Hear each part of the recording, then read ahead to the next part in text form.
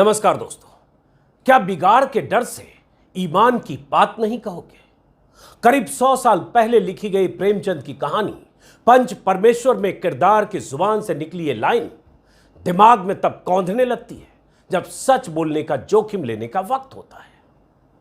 आज भी ये जोखिम मोल ले रहा हूं, ऐसा बोलने का जोखिम जो पॉपुलर सेंटिमेंट के खिलाफ है, ऐसा सच जो बड़ी भीड़ के सेंटिमेंट के खिलाफ है, ऐसे एनकाउंटर के खिलाफ है, ऐसा सच जो देश की सत्ता के हर फैसले पर जश्न मनाती देश की बड़ी आबादी की मानसिकता के खिलाफ है, जो कायदे कानून और न्यायिक व्यवस्था की धज्जियां उड़ाकर लगातार हो रहे एनकाउंटर पर झूमती भीड़ की कट्टर सोच के खिलाफ है।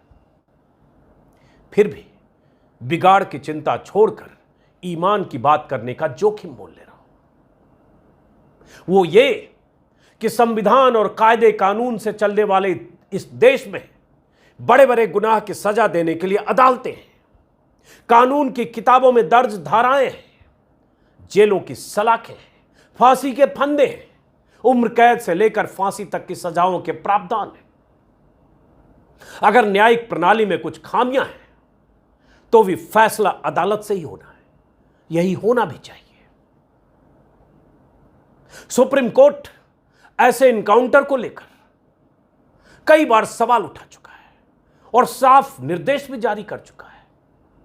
यूपी में जिस तरह से एनकाउंटर हो रहे हैं और कल भी झांसी में जिस तरह से एनकाउंटर हुआ है, उससे कई सवाल खड़े होते हैं। कल के एनकाउंटर में मारा जाने वाला यूपी के कुख्यात माफिया सरगना अतीक अहमद का बेटा असद अहमद और उसका शूटर गुलाम मोहम्मद था। उमेश पाल के कातिलों के दस्ते में शामिल असद और गुलाम को मारने वाली यूपी की पुलिस है। चैनलों से लेकर सोशल मीडिया पर तैरती इनकाउंटर की तस्वीरों पर जश्न मनाती देश की बहुत बड़ी जनता है, बहुत बड़ी आबादी है।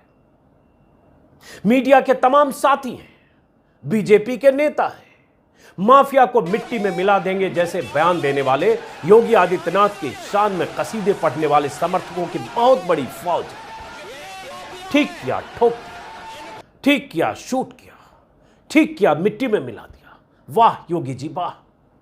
सोशल मीडिया पर गूंजते ऐसे नारे हैं। इन सब के बीच ये कहना कि ऐसे एनकाउंटर देश की न्यायिक व्यवस्था का भी एनकाउंटर करते हैं, बहुत जोखिम वाला काम है। ऐसे दौर में यह कहना कि किसी को सजा देने का अधिकार अदालत को है, ऐसे दौर में यह कहना कि उम्र कैद से लेकर सजाए मौत तक के फैसले अदालतों की चौखटों के भीतर होने चाहिए, न कि पुलिस या गोली से, बहुत जोखिम वाला काम है।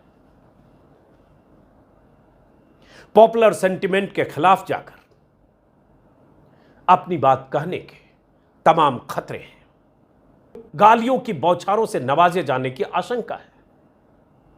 एंटी नेशनल और पाकिस्तान परस्त के तमगे से नवाजे जाने का खतरा है। इसलिए बहुत से लोग जो ये मानते भी हैं कि ऐसे एनकाउंटर न्यायिक प्रक्रिया का भी एनकाउंटर है, बोलने से कतराते हैं, गुरेज करते हैं। भला कौन गालियां सुनना चाहेगा या कानून और संविधान की बात उठाकर भीड़ की फायरिंग लाइन में कौन आना चाहेगा? उस भीड़ की जो ऐसे हर एनकाउंटर पर जश्न मनाती है। यही एक बड़ी वजह है कि तमाम ऐसी आवाजें मौन है और एनकाउंटर पर जश्न मनाने वाली आवाजें मुखर है, हिंसक है, शोर में तब्दील होकर वाह वाह कर रही है।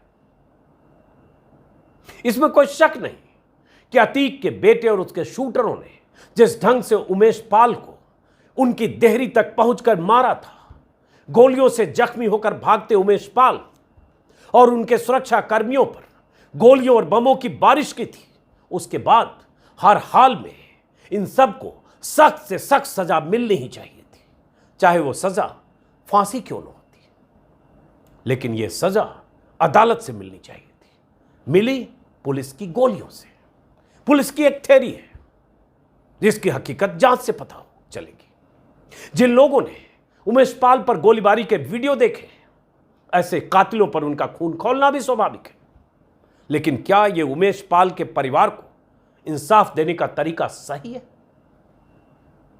क्या पीड़ितों को इंसाफ और कातिलों को सजा अदालत से मिलेगी या पुलिस की गोलियों से, एनकाउंटर से? सवाल यही है। आज की तारीख में जब ज्यादातर लोग पुलिस की गोलियों के साथ खड़े दिख रहे हैं, तब मैं गालियों के सामने खड़े होकर कानून और अदालत की बात करने का जोखिम मोल ले रहा हूं। यह जोखिम उस दिन भी मोल लिया था जिस दिन विकास दुबे की गाड़ी पलटी थी और उसका एनकाउंटर हुआ था। उस दिन भी मोल लिया था जब हैदराबाद में बलात्कार के 4 आरोपियों को गोलियों से भून दिया गया था। बाद में पता चला वो फेक एनकाउंटर था। और ऐसे वक्त में फिर दोहरा रहा हूं, जब भीड़ की फायरिंग लाइन में आने के खतरे हैं, मैं ऐसा कहने का जोखिम इसलिए मोल ले रहा हूं क्योंकि मैं कायदे कानून से सजा और इंसाफ का पक्षधर हूं, न कि पुलिस या गोली और बुलडोजर से।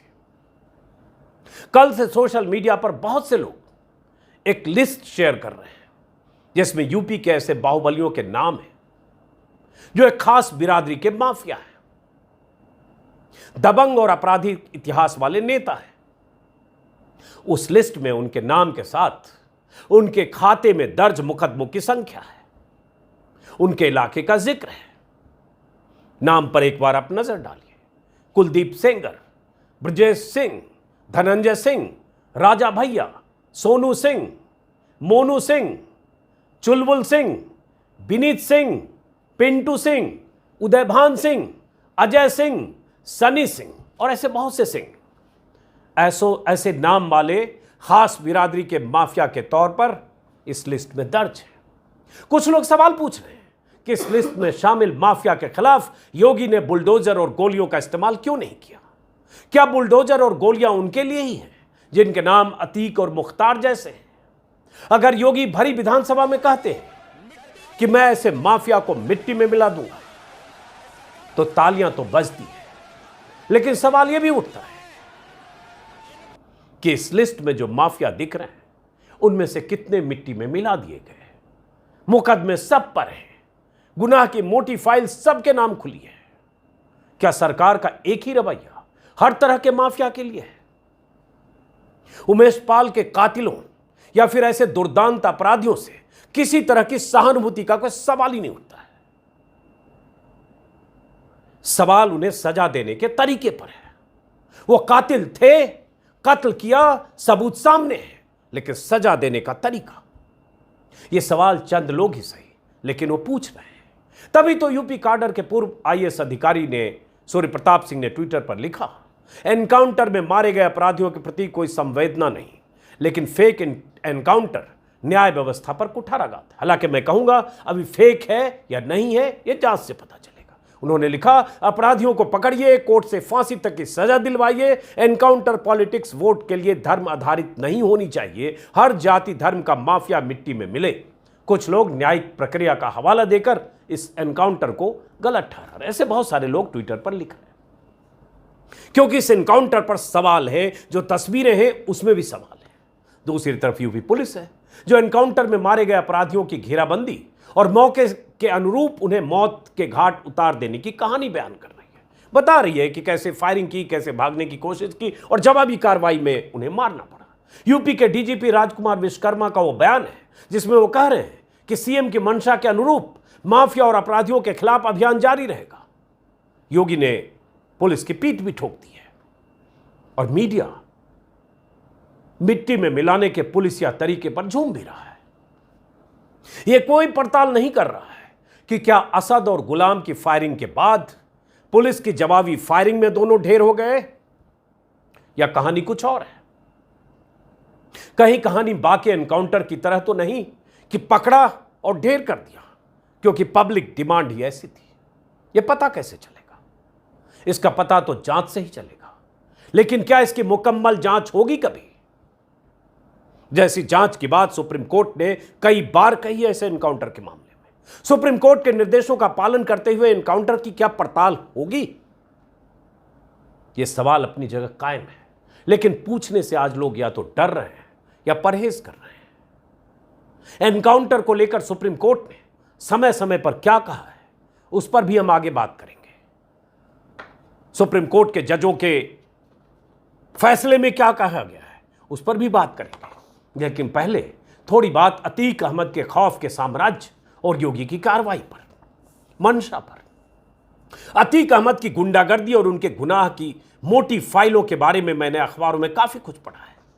हर बार यही लगता था कि आखिर ऐसे माफिया और गुंडों को सियासी शाह न मिली होती तो न तो यह अतीक अहमद 5 बार विधायक बनता, चाहे निर्दलीय बने, चाहे किसी पार्टी से बने, न ही फूलपुर जैसी सीट से सांसद बनता।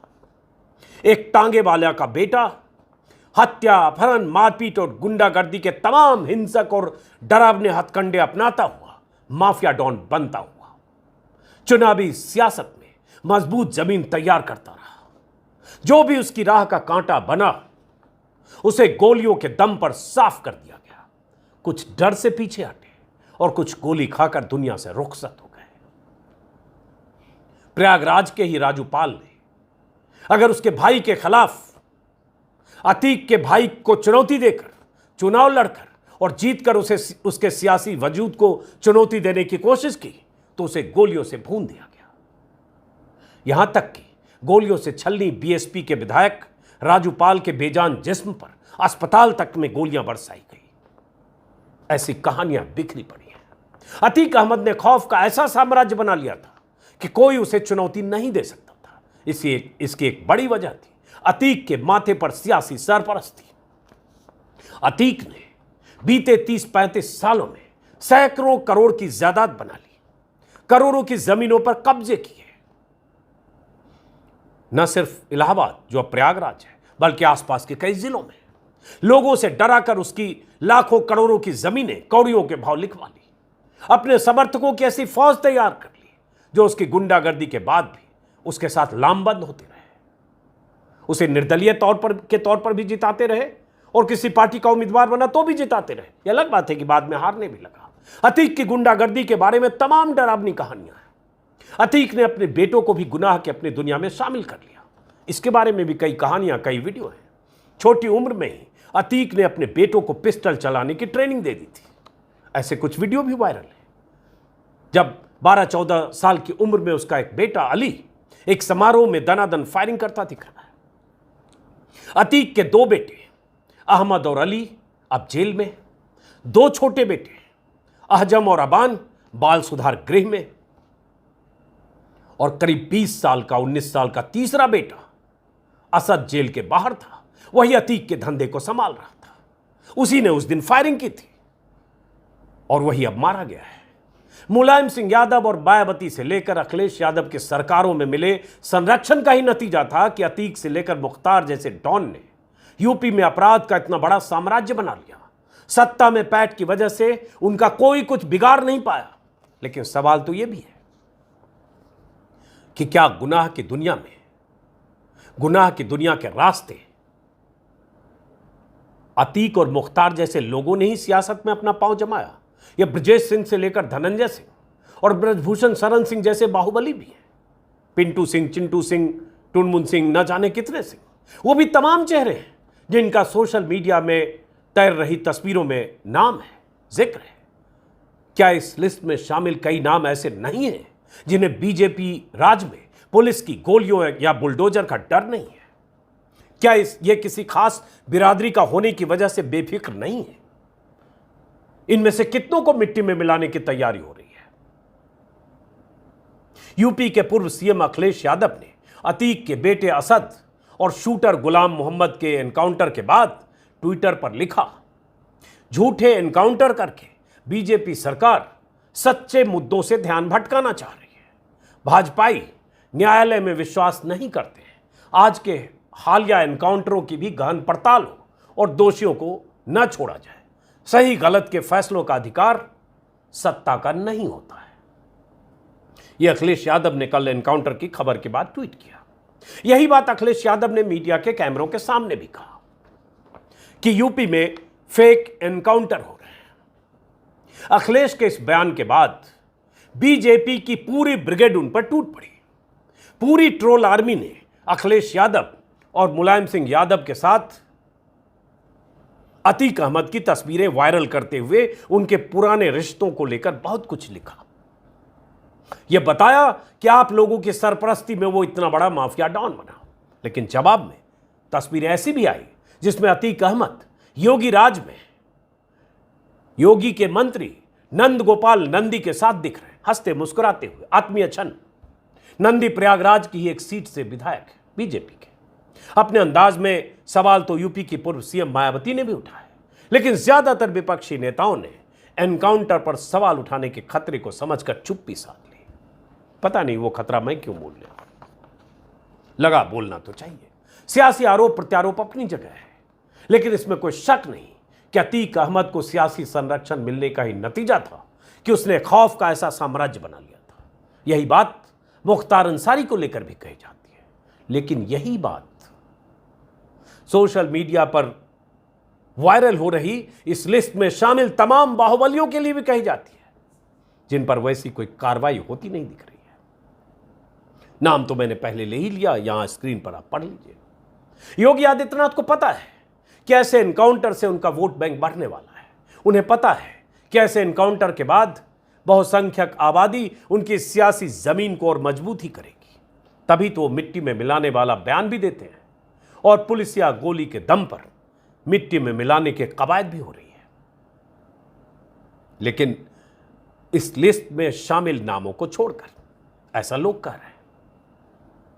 योगी को पता है कि अतीक अहमद और मुख्तार अंसारी से लेकर आजम खान तक के खिलाफ हर कार्रवाई पर बहुसंख्यक आबादी जश्न ही मनाएगी, उनके वोट बैंक में इजाफा ही होगा, और यही हो भी रहा है। रही बात एनकाउंटर की, तो योगी सरकार में बीते 6 साल में 6 साल के दौरान 183 एनकाउंटर हुए हैं। इस 2 एनकाउंटर को शामिल कर लें तो मतलब 183 अपराधी मारे गए। यह एनकाउंटर योगी आदित्यनाथ की ठोक दिए जाएंगे वाली नीति के तहत हो रहे हैं। आज के इंडियन एक्सप्रेस में विस्तार से ऐसे एनकाउंटर के बारे में खबर छपी है। विकास दुबे के एनकाउंटर के समय भी पुलिस ने जिस ढंग से विकास दुबे को मारा था, उसकी गाड़ी पलटी थी, उस पर भी सवाल उठे थे। सुप्रीम कोर्ट की माने तो एनकाउंटर के लिए बाकायदा एक गाइडलाइंस बनी है। इसलिए मैं सवाल उठा रहा हूं, क्योंकि क्या उस गाइडलाइंस का पालन हो रहा है? क्या अपराधियों को, गुनाहगारों को सजा देने का तरीका पुलिसिया गोली होगी जिसका इस्तेमाल किया जा रहा है, या अदालत जहां से किसी को इंसाफ मिलनी चाहिए और किसी को सजा? सुप्रीम कोर्ट की गाइडलाइन में बहुत सारी बातें, जैसे एक्सप्रेस ने लिखा है, जिसमें 2014 में पीयूसीएल बना महाराष्ट्र सरकार के मामले में जो उस समय के सीजेआई थे आरएम लोढ़ा और रोहिंटन नॉरिमन की बेंच ने पुलिस एनकाउंटर से जुड़ा एक निर्देश दिया था, जिसमें कहा था कि ऐसे मामले जिसमें पुलिस कार्रवाई में व्यक्ति की मौत हुई हो या उसे गंभीर चोट हुई है, उसमें एफआईआर दर्ज करना बाध्यकारी है। साथ ही मामले की मजिस्ट्रेटी जांच होनी चाहिए, लिखित दस्तावेज रखना और सीआईडी जैसी एजेंसियों से स्वतंत्र जांच की बात भी शामिल है। यह भी कहा था पुलिस कार्रवाई के दौरान हुई इस तरह की सभी मौतों की मजिस्ट्रेटी जांच जरूरी है। लेकिन एक लिस्ट तो सोशल मीडिया पर घूम रही है कि उस एनकाउंटर में कौन कौन लोग थे, कौन 2 डीएसपी थे, कौन पुलिस वाले थे। शायद 16 लोग, 16 पुलिस वालों की लिस्ट सोशल मीडिया पर उपलब्ध है। लेकिन सुप्रीम कोर्ट की गाइडलाइन क्या कहती है? क्या एफआईआर दर्ज हुई? क्या जांच यूपी सरकार कराएगी? क्या वैसे ही जांच कराएगी यूपी सरकार जैसे सुप्रीम कोर्ट के दिशा निर्देश हैं? ये अभी हमें इंतजार करना होगा। सुप्रीम कोर्ट ने और भी बहुत कुछ कहा है, वो आप सुन लीजिए, क्योंकि आज जो भी मैं कह रहा हूं सुप्रीम कोर्ट के उन निर्देशों के हवाले से कह रहा हूं। जैसा कि मैंने शुरू में कहा, जोखिम मोल लेकर कह रहा हूं, क्योंकि पॉपुलर डिमांड और पब्लिक सेंटिमेंट अभी कुछ और है। योगी उस पर काम कर रहे हैं, मैं उससे उलट बोल रहा हूं। सुप्रीम कोर्ट ने एक और फैसला, कई बार सुप्रीम कोर्ट ने एनकाउंटर्स को लेकर कहे, हालांकि मैं फिर कह दूं ये एनकाउंटर फेक है, सही है। क्या पुलिस ने आत्मरक्षार्थ गोली चलाई? क्या वो दोनों, जो असद और उसके शूटर गुलाम ने पुलिस पर फायरिंग की, पुलिस ने जवाबी फायरिंग की? ये जांच से पता चलेगा। लेकिन जितने भी एनकाउंटर होते हैं उसको लेकर कहानियां ऐसी ही गढ़ी जाती है, और अगर जांच होती है तो पता चलता है कि उसमें से ज्यादातर एनकाउंटर फर्जी होते हैं, जिसका जिक्र मैंने शुरू में किया। हैदराबाद में ऐसे ही 2019 में एक लड़की से रेप के आरोप में 4 को पकड़ा गया, जिसमें 2 या 3 नाबालिग थे, और एक जगह ले जाकर पुलिस ने 4 को मार दिया। हंगामा हुआ, तब भी जश्न मनाया गया, क्योंकि मारे जाने वाले लोग किसी खास जमात के भी थे, और जब उसके बाद जांच हुई तो पता चला फेक एनकाउंटर था, और सुप्रीम कोर्ट ने उस मामले में सख्त निर्देश दिए थे कि जो आरोपी पुलिस वाले हैं उनके खिलाफ कार्रवाई हो। अब मुझे डिटेल अभी पता नहीं है कि क्या कार्रवाई हुई, सस्पेंड हुए या नहीं हुए, लेकिन मैं सिर्फ सुप्रीम कोर्ट के निर्देशों की बात कर रहा हूं और अदालत से ऐसे मामले में सजा मिलनी चाहिए उसकी बात कर रहा हूं। जैसे एक और मैं देख रहा हूं, हालांकि इसके बारे में मैं आपको बता दूं कि यूपी एसटीएफ के एडीजी अमिताभ यश ने बताया इस इनकाउंटर के बारे में कि असद और गुलाम को पुलिस जिंदा पकड़ना चाहती थी, लेकिन उन्होंने फायरिंग शुरू कर दी। इसके बाद जवाब में पुलिस को एनकाउंटर करनी पड़ी, और उसके बाद की कहानी आप लगातार चैनलों पर देख रहे होंगे। अब इसमें यह है, सुप्रीम कोर्ट ने जो कहा, प्रकाश कदम और अन्य बनाम राम प्रसाद विश्वनाथ गुप्ता और अन्य मामले में मई 2011 में एक फैसले में सुप्रीम कोर्ट के जस्टिस मार्कंडे काटजू और जस्टिस ज्ञान सुधा मिश्र ने कहा था, फर्जी मुठभेड़ कुछ नहीं बल्कि कानून को बनाए रखने वाले व्यक्तियों द्वारा निर्मम हत्या है। हमारा विचार है कि जिन मामलों में एक मुकदमे में पुलिसकर्मियों के खिलाफ फर्जी मुठभेड़ साबित होती है, उन्हें दुर्लभ मामलों में से दुर्लभतम मानते हुए मौत की सजा दी जाए। इसी में उन्होंने कहा था कि कैसे प्राथमिक एफआईआर दर्ज किया जाए और बिना देरी इस पूरे मामले में घटना मुठभेड़ की एक स्वतंत्र जांच सीआईडी या अन्य किसी पुलिस स्टेशन के पुलिस द्वारा वरिष्ठ पदाधिकारी द्वारा की जाए, और इस तरह से मुकम्मल जांच हो, मजिस्ट्रेटी जांच हो। ऐसी बहुत सारी बातें, और एक गाइडलाइन प्रॉपर सुप्रीम कोर्ट ने बनाई थी 2014-11, वो सभी मैंने जिक्र किया।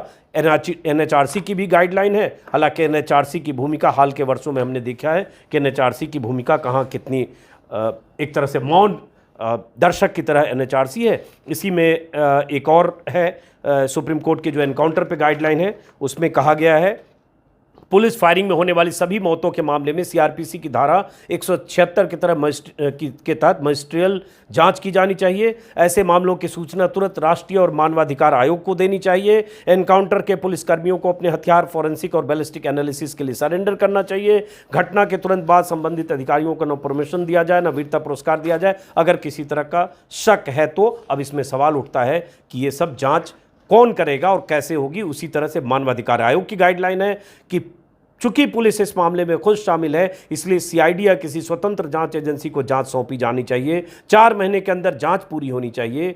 और ये सब बहुत तरह की चीज़ें सुप्रीम कोर्ट के अलग अलग वक्त पर कहे गए बयान, फैसले या जो ऑब्जर्वेशन होते हैं उसमें सुप्रीम कोर्ट ने बहुत कुछ कहा है। ये एनकाउंटर करने वाले भी जानते हैं, ये सरकार भी जानती है। तो सवाल वही कि फैसला अदालत करे, फैसला कानून की किताबों के मुताबिक हो या फैसला ऑन द स्पॉट हो, जैसे इसमें इंस्टेंट जस्टिस हुआ जिसको योगी मोदी समर्थक कर रहे हैं। और अगर इस तरह से होने लगेगा तो कई बार कैसे लोग पुलिस के शिकंजे में फंस सकते हैं कहने की जरूरत नहीं। हालांकि इस केस में असद और उसके साथ जो शूटर थे, जो बमबाज था जिसमें कोई गुड्डू मुस्लिम भी था, 2 एक मारे भी गए, वो सब लोग वीडियो कैमरे में सीसीटीवी में कैद है और साफ साफ पुलिस के पास सबूत है कि इन लोगों ने कैसे गोलियां बरसाई, कैसे बम फेंका, कैसे उसके बम से पुलिस वाला मारा गया, सब चीज वीडियो में। लेकिन सवाल वही कि क्या ये एनकाउंटर का तरीका सही है। फिलहाल इस जोखिम के साथ इस वीडियो को खत्म करता हूं। मुझे पता है कि आप में से बहुत सारे लोग मेरे इस यूट्यूब चैनल के कमेंट बॉक्स में, फेसबुक पर आकर गालियां देंगे। गालियां देने से पहले सोचिए, आज 14 अप्रैल है।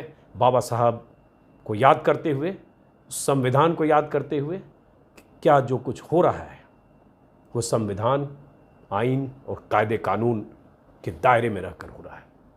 फिलहाल इस वीडियो को ख़त्म करते हैं, फिर मुलाकात होगी। अगर आपने मेरे यूट्यूब चैनल को सब्सक्राइब नहीं किया तो सब्सक्राइब करेंगे, और अगर सब्सक्राइब किया मुमकिन हो तो ज्वाइन करें। नमस्कार।